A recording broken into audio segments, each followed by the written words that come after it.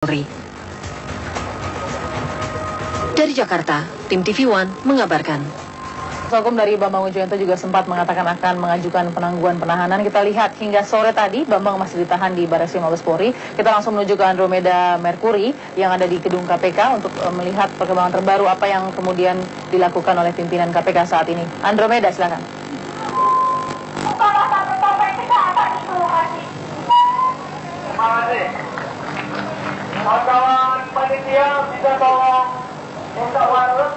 Ratusan orang yang mengatasnamakan koalisi masyarakat anti korupsi memberikan dukungan terhadap Komisi Pemberantasan Korupsi tindak lanjut dari penangkapan Wakil Pimpinan KPK Bambang Wijoyanto tadi pagi sekitar pukul 7.30 waktu Indonesia Barat. Dukungan dari berbagai elemen masyarakat ini sudah berlangsung sejak pukul 13 waktu Indonesia Barat. Terus berdatangan. Jika kami hitung jumlahnya sudah lebih dari 500 orang yang menyuarakan terkait dengan pembebasan dari Wakil Pimpinan KPK Bambang Wijoyanto. Mereka juga menuntut sikap tegas dari Presiden Republik Indonesia Joko Widodo terkait dengan dua institusi KPK dan juga Polri yang saat ini bisa saya katakan bersiteru. Tadi juga di KPK digelar jumpa pers yang langsung dihadiri oleh pimpinan KPK Abraham Samad, kemudian sejumlah tokoh dari berbagai bidang mulai dari hukum, politik, kemanusiaan, sosial juga ikut memberikan dukungan terhadap KPK dalam kasus penangkapan Wakil Pimpinan KPK Bambang Wijoyanto. Saya tadi mengutip apa yang dikatakan oleh mantan pimpinan KPK, yakni Eri Riana, yang menyatakan bahwa masyarakat harus membedakan dua kinerja antara Polri dan juga KPK, di mana KPK saat ini bekerja secara hukum, secara tidak ada campur tangan dari pihak apapun untuk menangani kasus yang melibatkan Komjen Pol Budi Gunawan. Jika seandainya ada anggapan di luar, anggapan publik ketika mengaitkan bahwa dalam tanda kutip ini merupakan aksi perlawanan dari Polri terhadap KPK, dari pihak KPK menegaskan bahwa tidak ada unsur tersebut. KPK juga meminta sikap tegas dari Presiden Joko Widodo yang tadi sekitar pukul 13.30 waktu Indonesia Barat, Joko Widodo, maksud saya Abraham Samad didamping Aan Pandu Praja menemui Presiden Republik Indonesia Joko Widodo di Istana Bogor. Kami sempat mengkonfirmasi apa yang dibicarakan, hal substansi apa yang dibicarakan, apakah hanya fokus terkait dengan penanganan kasus Budi Gunawan dan juga penangkapan yang dilakukan oleh Mabes Polri terhadap Bambang Wijoyanto, tapi dari pihak KPK belum mengkonfirmasi hal tersebut. Saya membacakan beberapa tuntutan yang disebutkan, yang disuarakan oleh ratusan elemen masyarakat ini, yakni mereka meminta tegas sikap Presiden Joko Widodo terkait dengan penangkapan Bambang Wijoyanto, Wakil Pimpinan KPK. Ketua KPK Abraham Samad ketika jumpa pers tadi juga sempat menitikan air mata sambil menegaskan bahwa apa yang terjadi hari ini yang menimpa KPK adalah sebuah kezoliman. KPK menghimbau masyarakat untuk bersama-sama menggalang kekuatan, bersatu padu untuk terus meneriakan kebenaran. Menurut Abraham Samad, Bambang Wijoyanto sudah menduga serangan akan datang ke dirinya terkait. Tadi bisa saya katakan Abraham Samad sempat berbicara terkait pertemuan Abraham dengan Bambang Wijoyanto semalam sebelum Bambang Wijoyanto ditangkap oleh Mabes Polri, bahwa sebelumnya Bambang Wijoyanto memiliki firasat akan adanya kriminalisasi KPK. Itu merupakan ungkapan dari Abraham Samad. Pemirsa, sejauh ini Anda bisa melihat di halaman gedung KPK ratusan orang masih memberikan dukungan dan meminta 1 kali 24 jam pembebasan Wakil Pimpinan KPK Bambang Wijoyanto. Sejumlah tokoh turut hadir seperti halnya Butet Kaprajasa, Imam Prasojo, bahkan Ketua Kontras Haris Azhar, mantan Wakil Menteri Hukum dan HAM Denny Indrayana juga hadir di gedung KPK sebagai aksi solidaritas dukungan terhadap Komisi Pemberantasan Korupsi. Bahkan seorang tokoh Profesor Saldi Isra selama ini ketika proses rekrutmen yang diadakan panitia seleksi bahwa hasil penelusuran pada tahun 2011 ketika Bambang Wijoyanto tidak masuk menjadi pimpinan KPK sudah ditelusuri secara jelas bahwa BW tidak tersangkut kasus apapun yang dituduhkan oleh Mabes Polri. Jika penangkapan ini dikaitkan dengan penanganan perkara yang ditangani oleh KPK, maka pihak KPK menegaskan penanganan kasus Budi Gunawan adalah murni langkah hukum yang diambil. Ini merupakan penegakan hukum dan tidak ada unsur lain. Secara kelembagaan antara KPK dan Polri tidak ada masalah sama sekali. Kita tunggu malam hari ini apa hasil pertemuan dari Abraham Samad dan juga Presiden Joko Widodo, karena kami belum mendapatkan konfirmasi terkait hal tersebut, apakah membahas satu hal substansi terkait dengan penangkapan wakil pimpinan KPK Bambang Wijoyanto di KPK. Saya kembalikan ke studio terlebih dahulu. Meda, terima kasih. Kita akan menantikan, berarti sudah lebih dari 6 jam ini dukungan terhadap KPK dilakukan. Bagaimana dengan di Mabes Polri? Kita langsung bergabung dengan rekan Abraham Silaban. Abraham, bagaimana kondisi terkini di Mabes Polri saat ini? Ya, terhitung pukul 19:30 waktu Indonesia Barat, sudah 12 jam lebih berarti pasca penangkapan Bareskrim Mabes Polri dan juga pemeriksaan yang dilakukan saat ini di Bareskrim Mabes Polri terus dilakukan terhadap Bambang Wijoyanto. Jika kita berefleksi dan juga melihat terkait dengan aliran dan juga representasi dukungan yang diberikan oleh sejumlah elemen masyarakat yang ada di KPK, tentunya berharap pada pembebasan dan juga diberikannya akses begitu untuk penundaan terhadap Bambang Wijoyanto yang saat ini masih dalam Bareskrim Mabes Polri. Namun hingga saat ini dapat kami kabarkan kepada Anda Balkis dan pemirsa, belum ada tanda-tanda bahwa harapan tersebut dan permintaan tersebut segera dipenuhi, bahwa kami masih melihat saat ini awak media, baik itu media elektronik dan juga media cetak, juga masih menantikan kemudian apakah pemeriksaan yang dilakukan hari ini akan berakhir pada penundaan dan juga akses bebasnya Bambang Wijoyanto. Kalau kita merujuk pada terminologi yang digunakan oleh Kabid Humas Polda Metro Jaya, Irjen Pol Roni F. Sompi, bahwa ini bukanlah penahanan, ini pemeriksaan begitu. Sejak dilakukannya BAP pada pukul 16 waktu Indonesia Barat tadi dan sudah didampingi oleh kuasa hukumnya di dalam, hingga saat ini proses itu terus bergulir dan hingga saat ini tidak satupun kita, bahkan siapapun itu yang bisa menjamin setelah pemeriksaan itu dilakukan, akankah kemudian hari ini akses bebas dapat diperoleh oleh salah satu pimpinan KPK, Bambang Wijoyanto, yang saat ini disangkakan pasal 242 junto pasal 55 terkait dengan pemalsuan data dan juga saksi begitu di persidangan MK pada tahun 2010 lalu ketika sengketa pemilu kada Kota Waringin Barat, Kalimantan Tengah. Waktu itu kita ketahui bersama bahwa Bambang Wijoyanto merupakan kuasa hukum dari Ujang Iskandar yang merupakan Bupati Kota Waringin Barat saat ini.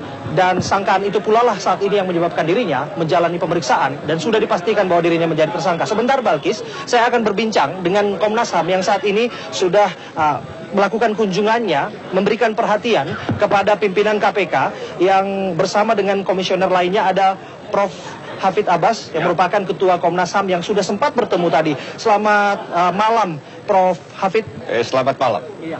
Prof. Hafid, bisa dijelaskan, kita ingin tahu pasti seperti apa kondisi dan keadaan dari Pak Bambang Wijoyanto di dalam sana.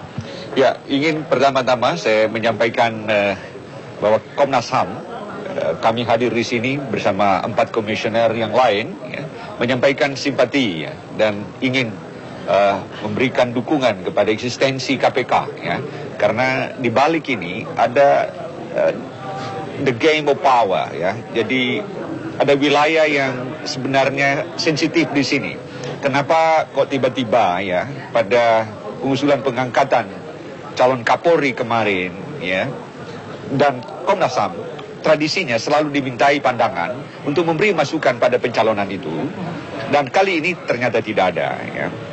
Dan kemudian setelah di-expose oleh KPK bahwa calon ini terkait dengan kasus ini, lalu kemudian timbul pembalasan lagi, dan akhirnya kita saksikan bersama bahwa Bambang Wijayanto tadi ditangkap. Nah, dengan itu ini menunjukkan ke publik bahwa ada sesuatu yang tidak jelas di sini. Ada persoalan-persoalan yang erat kaitannya dengan persoalan hak asasi manusia yang kami di sini ingin memberi dukungan, perhatian sungguh-sungguh supaya kenapa lagi di sini to protect and to serve for justice and humanity. Jadi kami dari Komnas HAM secara kelembagaan ingin sungguh-sungguh melihat apa sesungguhnya di balik drama ini semua dan kenapa ada absensi, ketiadaan ya intervensi dari Presiden untuk secepatnya menyelamatkan kedua institusi ini. Nah, kami tadi sempat melihat kondisi yang dialami oleh Bambang Wijayanto dan kami sebenarnya kalau kami ingin menyampaikan bahwa teman-teman di Komnas HAM ingin menyampaikan simpati dan bersedia juga ditahan semua ya jika ini tidak diperlakukan sesuai dengan prinsip-prinsip HAM yang kita inginkan bersama.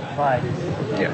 Ya, tentu Anda yang menyatakan bersedia untuk ditahan. Namun sebelum kita sampai pada pembahasan tersebut, kita ingin mengetahui seperti apa perbincangan yang Anda lakukan dengan Bambang Wijayanto ketika berapa lama kemudian waktu yang diberikan oleh pihak kepolisian untuk Anda bisa berkomunikasi. Tadi sekitar 5 menit, 10 menit dah.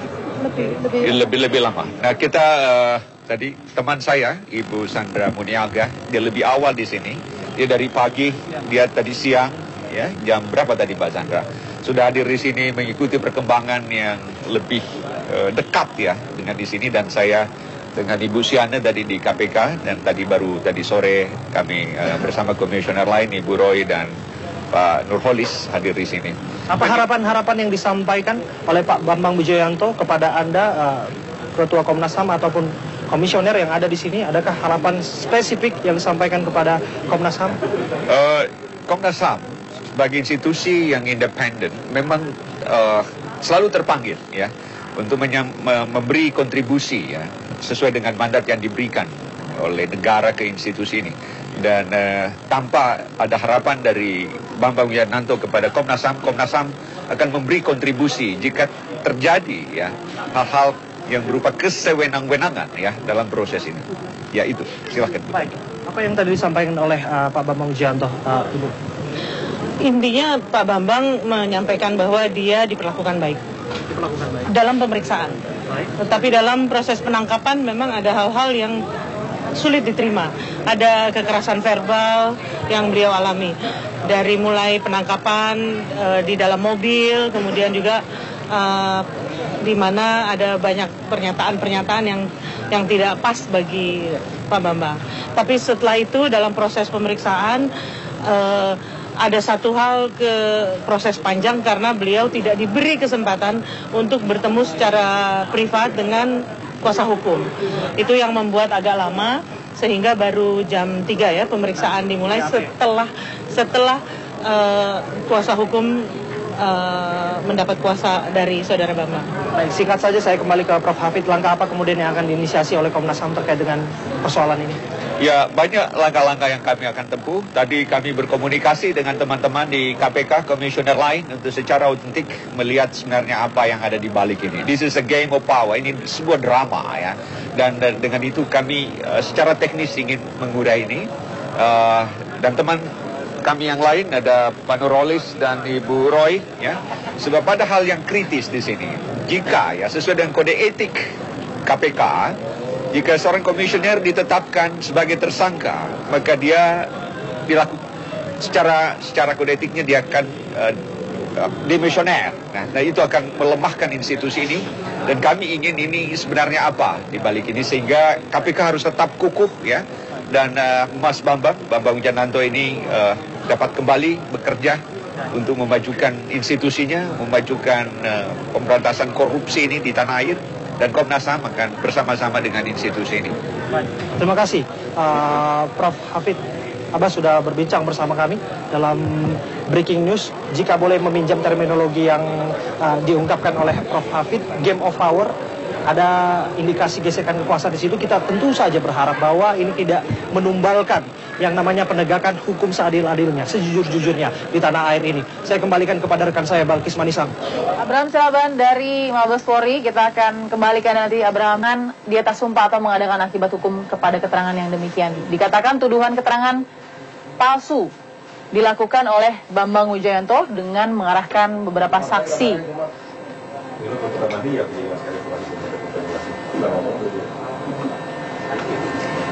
Dan ancaman pidana penjaranya paling lama 7 tahun.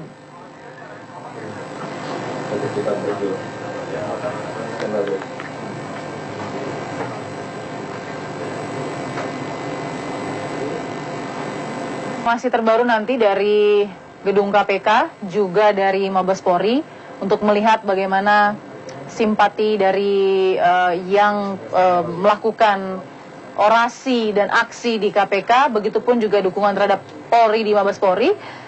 Kita akan berbincang dengan Pak Sisno Adiwinoto, Irjen Purnawandan Sisno Adiwinoto, yang juga menjadi pengamat polisian. Lalu kemudian ada juga Bang Effendi Ghazali, pengamat komunikasi politik. Nanti juga bergabung dengan kami dari gedung KPK, mudah-mudahan ada Zainal Arifin Mukhtar selaku Ketua Pukat UGM. Mas Uceng sesaat lagi, tetap bersama kami. Tadi saya telah melakukan pertemuan dengan Wapres, Menko Polhukam, Jaksa Agung, dan beberapa menteri, serta dengan Ketua KPK dan Kapolri.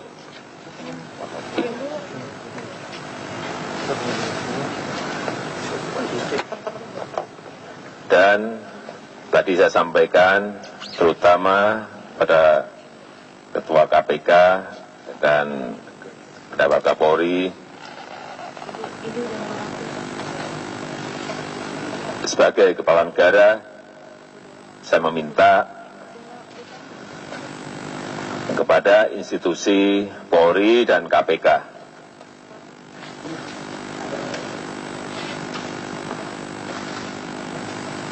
memastikan bahwa proses hukum yang ada harus objektif dan sesuai dengan aturan undang-undang yang ada. Tadi juga saya meminta sebagai kepala negara agar institusi Polri dan KPK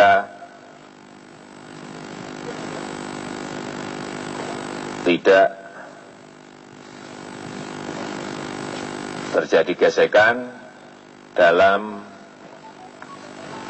menjalankan tugas masing-masing.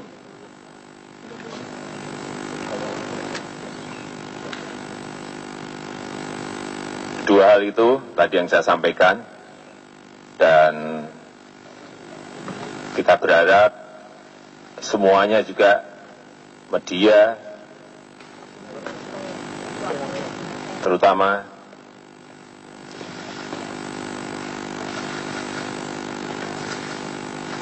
menyampaikan hal-hal yang objektif. Itu tadi penjelasan dari Presiden Republik Indonesia Joko Widodo yang panjang namun singkat. Saya ingin ke Bang Effendi Ghazali dulu. Dari pidato yang diharapkan akan menjadi air di tengah api, apakah sudah menjawab, Bang Ege? Pasti belum. Saya rasa mereka yang belajar komunikasi politik pasti akan mengatakan belum. Dengan alasan sederhana, dua. Di situ seperti tidak terlihat sikap dari Bapak Presiden Joko Widodo. Yang lebih terlihat daripada itu di situ adalah pernyataan yang sebetulnya kalau tidak disampaikan pun nggak ada artinya apa-apa. Kan poinnya cuma dua, yaitu harus objektif dan tidak ada gesekan. Nah itu tidak usah disampaikan pun memang KPK dan kepolisian harusnya objektif dan tidak ada gesekan. Sudah selesai. Yang Anda harapkan apa yang keluar dari yang saya harapkan itu, pada waktu itu, pada saat ini adalah sebetulnya seringkali ya Pak SBY itu walaupun kadang-kadang agak lama ya, kita tunggu sampai misalnya habis maghrib gitu ya, dia baru menyampaikan, itu ada semacam penyikapan yang lebih banyak terlihat berpihak kepada publik. Apakah dia lebih sensitif merasakan tekanan publik? Ini soal tekanan publik itu relatif ya, bisa didiskusikan, nggak boleh dong menekan dalam perkara ini. Tapi Pak SBY lebih sensitif merasakan itu dan kemudian menyatakan sikapnya gitu. Dengan dari sini? pemihakan terhadap publik. Ya, seringkali begitu. Walaupun nggak seperti yang diharapkan, tapi paling tidak mengarah ke sana gitu. Kalau ini sangat normatif. Tapi kalau dilihat kan gaya berbeda ya Bang Ege. Tapi dengan gaya Pak Jokowi yang tenang dan santai seperti ini, menjelaskan cukup serius tapi tenang. Tapi memang dalam pidato memang mungkin bagi Bang Ege tidak menyatakan sikap. Apakah Anda yakin itu akan tertuang dalam aksinya atau berbeda? Oh, itu yang menarik. Jadi harapan saya sampai detik ini adalah, jadi bisa jadi, kan kita baru belajar nih tentang komunikasi politik Pak Joko Widodo kalau berhadapan dengan krisis yang relatif besar ini. Saya berharap Pak Joko Widodo mencoba bersikap normatif, tapi sebetulnya